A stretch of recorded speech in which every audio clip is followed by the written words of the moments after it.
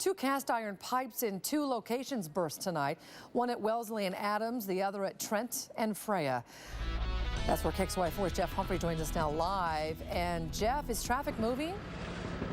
Traffic is moving here on Trent. It's neck down to one lane in each direction, but this is an industrial park that pretty much shuts down at the end of the day. That's not the big problem. The big problem is trying to get to this pipe in the first place. Right now, crews, as you can see, filling in a 6-foot deep hole that they had to get to this pipe.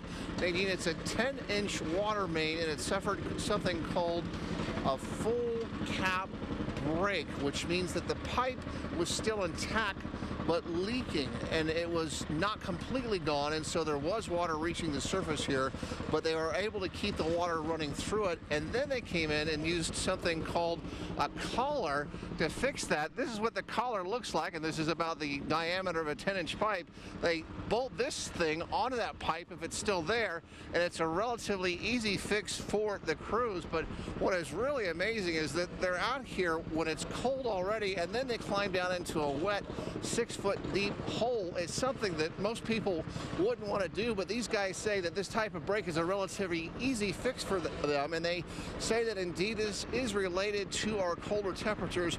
We had a very warm summer followed by a mild fall, and suddenly this abrupt change to this very cold weather, even 6 feet down, that affects these older pipes, and they expect to see more breaks like this in the future. But these guys really seem to know what they're doing, and they are able to deal with it pretty quickly. They're filling in the hole right now.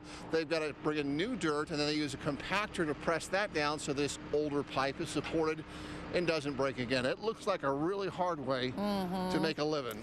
Hey, these cold temperatures are going to stick around for a while. Sounds like they've got their job cut out for them, Jeff.